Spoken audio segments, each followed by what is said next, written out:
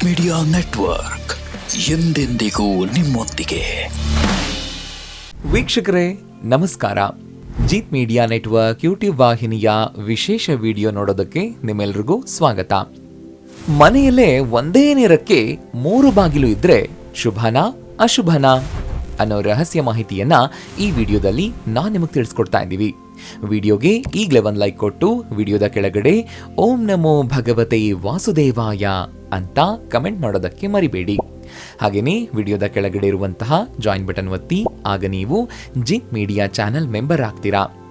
ಅಂದ್ರೆ ನೀವು ಮೆಂಬರ್ಗಳಿಗಿರುವಂತಹ ವಿಶೇಷ ವಿಡಿಯೋ ಮತ್ತು ಲೈವ್ ನೋಡಬಹುದು.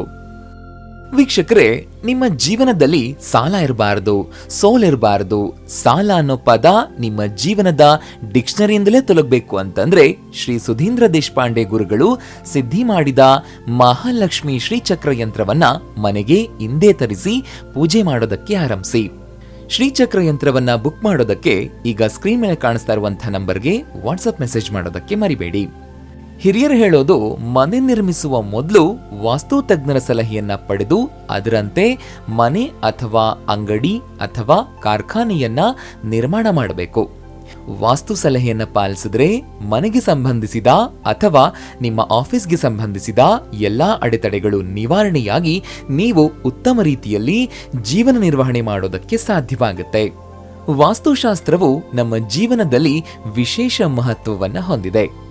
ಅನೇಕ ಬಾರಿ ನಾವು ಎಲ್ಲಾ ರೀತಿಯಲ್ಲಿ ಸಾಧನೆ ಮಾಡಿದ್ರೂ ಕೂಡ ನಮ್ಮ ಜೀವನದಲ್ಲಿ ನೆಮ್ಮದಿ ಇಲ್ಲದೆ ಅತೃಪ್ತಿ, ಖಿನ್ನತೆಗೆ ಒಳಗಾಗ್ತೇವೆ.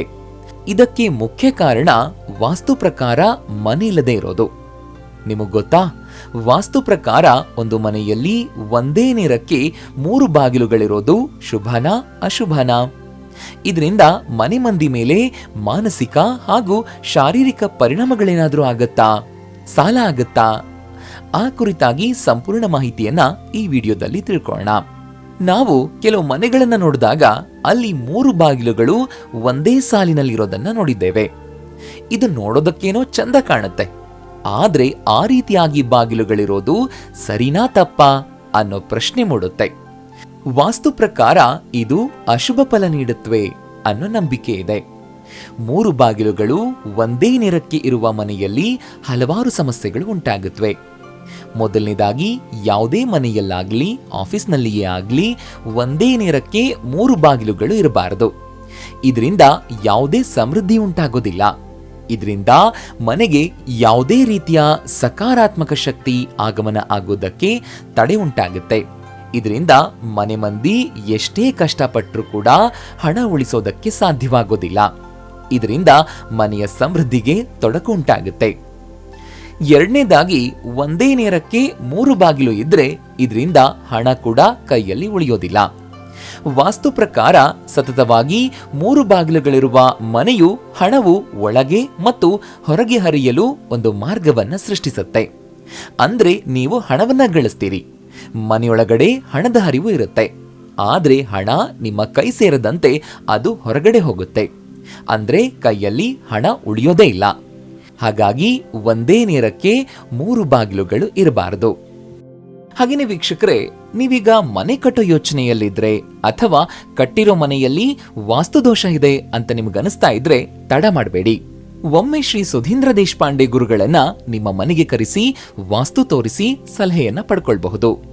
ಸರಳ ವಾಸ್ತು ಪರಿಹಾರಗಳನ್ನ ಶ್ರೀ ಸುಧೀಂದ್ರ ದೇಶಪಾಂಡೆ ಗುರುಗಳು ನಿಮ್ಮ ಮನೆ ಅಥವಾ ಕಮರ್ಷಿಯಲ್ ಸ್ಥಳಗಳಿಗೆ ಖುದ್ದಾಗಿ ಬಂದು ಭೇಟಿ ಕೊಡ್ತಾರೆ. ಶ್ರೀ ಸುಧೀಂದ್ರ ದೇಶಪಾಂಡೆ ಗುರುಗಳನ್ನ ನಿಮ್ಮ ಮನೆಗೆ ಅಥವಾ ಕಮರ್ಷಿಯಲ್ ಪ್ಲೇಸ್ಗಳಿಗೆ ವಾಸ್ತು ಸಲಹೆಗೆ ಕರೆಸಿಕೊಳ್ಳೋದಕ್ಕೆ ಈಗ ಸ್ಕ್ರೀನ್ ಮೇಲೆ ಕಾಣಿಸ್ತಾ ಇರುವಂತಹ ಈ ನಂಬರ್ಗೆ ವಾಟ್ಸ್ಆಪ್ ಮೆಸೇಜ್ ಮಾಡೋದಕ್ಕೆ ಮರಿಬೇಡಿ. ಮನೆಯಲ್ಲಿ ಒಂದೇ ಸಾಲಿನಲ್ಲಿ 3 ಬಾಗಿಲುಗಳಿದ್ರೆ ಮನೆಯೊಳಗಡೆ ನಕಾರಾತ್ಮಕ ಶಕ್ತಿ ಸೃಷ್ಟಿಯಾಗಬಹುದು. ಮನೆಯೊಳಗಡೆ ಇರುವ ಸದಸ್ಯರು ಮಾನಸಿಕ ಮತ್ತು ದೈಹಿಕ ಸಮಸ್ಯೆಗಳನ್ನ ಎದುರಿಸಬೇಕಾಗುತ್ತೆ. ಇದರಿಂದ ಆರೋಗ್ಯ ಸಮಸ್ಯೆಗಳು ಕೂಡ ಉಂಟಾಗುವ ಸಾಧ್ಯತೆ ಇದೆ. ಈ ಸಮಸ್ಯೆಗಳಿಂದ ಹೊರಬರೋದಕ್ಕೆ ಕಷ್ಟವಾಗಬಹುದು. ಹಾಗಾಗಿ ಇಂತಹ ಬಾಗಿಲುಗಳಿದ್ರೆ ವಾಸ್ತು ತಜ್ಞರ ಸಲಹೆ ಪಡೆದು ಸಮಸ್ಯೆಯನ್ನ ನಿವಾರಣೆ ಮಾಡಬಹುದು. ಒಂದೇ ನೇರಕ್ಕೆ 3 ಬಾಗಿಲಿರೋದು ಕೇವಲ ವಾಸ್ತುಶಾಸ್ತ್ರದ ಪ್ರಕಾರ ಮಾತ್ರ ಅಶುಭ ಅಲ್ಲ, ಇದು ಫೆಂಗ್ ಪ್ರಕಾರ ಕೂಡ ತಪ್ಪು. ಹೌದು, ಒಂದು ಮನೆಯಲ್ಲಿ ಒಂದೇ ನೇರಕ್ಕೆ 3 ಬಾಗಿಲುಗಳಿರೋದು ಫೆಂಗ್ ಶೂಯಿ ಪ್ರಕಾರ ದೋಷಕ್ಕೆ ಕಾರಣವಾಗಬಹುದು. ಇದರಿಂದ ಏನಾಗುತ್ತೆ ಅಂತಂದ್ರೆ ಕೆಟ್ಟ ಶಕ್ತಿಗಳು ಆ ಬಾಗಿಲುಗಳ ಮೂಲಕ ಅತಿ ವೇಗದಲ್ಲಿ ಹಾದು ಹೋಗೋದ್ರಿಂದ ಕೊನೆಯ ಕೋಣೆಯಲ್ಲಿ ವಾಸಿಸುವ ಜನರ ಮೇಲೆ ನೇರವಾಗಿ ಪರಿಣಾಮ ಬೀರುತ್ತೆ. ಇದರಿಂದ ಅವರು ಹಲವಾರು ಸಮಸ್ಯೆಗಳನ್ನ ಅನುಭವಿಸಬೇಕಾಗಿ ಬರುತ್ತೆ. ಇದಕ್ಕೆ ಸರಳ ಪರಿಹಾರ ಅಂತಂದ್ರೆ ಮಧ್ಯದ ಬಾಗಿಲನ್ನ ಒಂದು ಬದಿಗೆ ಸರಿಸೋದು. ಇದರಿಂದ ಯಾವುದೇ ರೀತಿಯಲ್ಲಿ ಕೆಟ್ಟ ಪರಿಣಾಮ ಬೀರೋದಿಲ್ಲ. ಇವಾಗ ಒಂದ್ ವೇಳೆ ನಿಮ್ಮ ಮನೆಯಲ್ಲಿ 3 ಬಾಗಿಲುಗಳು ಒಂದೇ ನೇರಕ್ಕೆ ಇದ್ರೆ ಅದರಿಂದಾಗುವ ಕೆಟ್ಟ ಪರಿಣಾಮಗಳನ್ನು ತಪ್ಪಿಸಲು ನಿಮ್ಮ ಮನೆಯಲ್ಲಿ ಜೀತ್ ಮೀಡಿಯಾ ನೆಟ್ವರ್ಕ್ ವಾಹಿನಿಯಲ್ಲಿ ದೊರೆಯುವ ಶ್ರೀ ಲಕ್ಷ್ಮೀ ಶ್ರೀಚಕ್ರ ಯಂತ್ರವನ್ನ ಇಟ್ಟು ಪೂಜೆ ಮಾಡಿ. ಶ್ರೀ ಸುಧೀಂದ್ರ ದೇಶಪಾಂಡೆ ಗುರುಗಳ ಕೈಯಿಂದ ಸಿದ್ಧಿ ಮಾಡಿಸಿ ಮನೆಗೆ ತರಿಸ್ಕೊಳ್ಳಿ.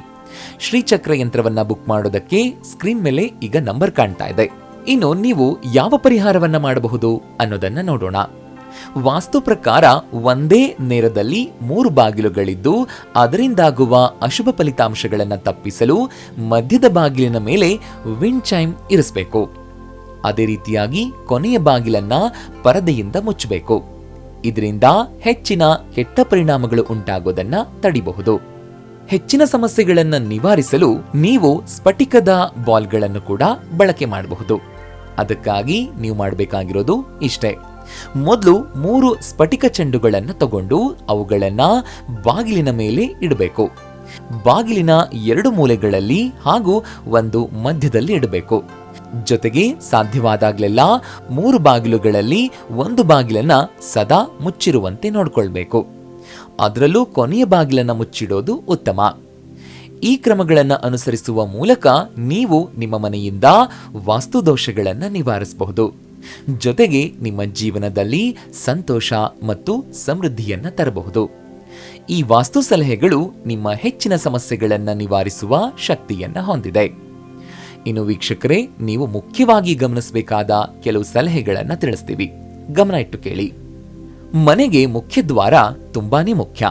ಹಾಗಾಗಿ ಮನೆಯ ಮುಖ್ಯ ದ್ವಾರವು ಯಾವುದೇ ಅಡೆತಡೆಗಳಿಂದ ಮುಕ್ತವಾಗಿರಬೇಕು. ಇದನ್ನ ನೀವು ನೆನಪಲ್ಲಿಟ್ಕೊಳ್ಳಿ.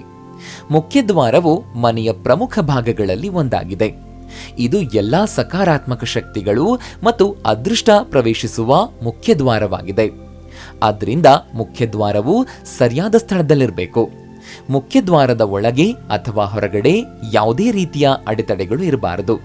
ಮುಖ್ಯ ದ್ವಾರದ ಬಳಿ ಇರುವ ಯಾವುದೇ ಅಡಚಣೆಯು ಅದೃಷ್ಟವನ್ನ ದುರಾದೃಷ್ಟವಾಗಿ ಪರಿವರ್ತಿಸಬಹುದು.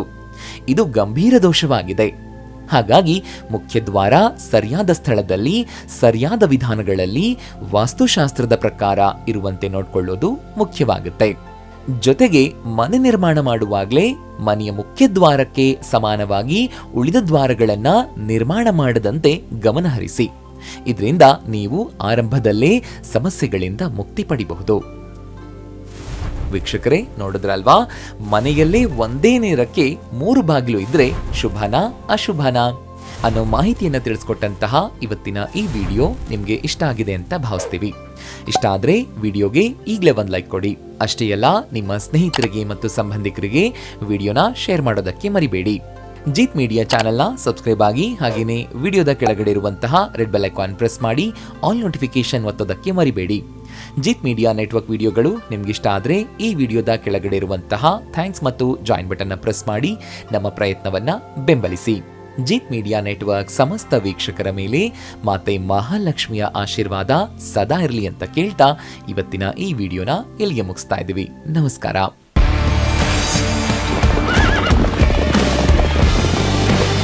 ಜೀತ್ ಮೀಡಿಯಾ ನೆಟ್ವರ್ಕ್ ಎಂದೆಂದಿಗೂ ನಿಮ್ಮೊಂದಿಗೆ.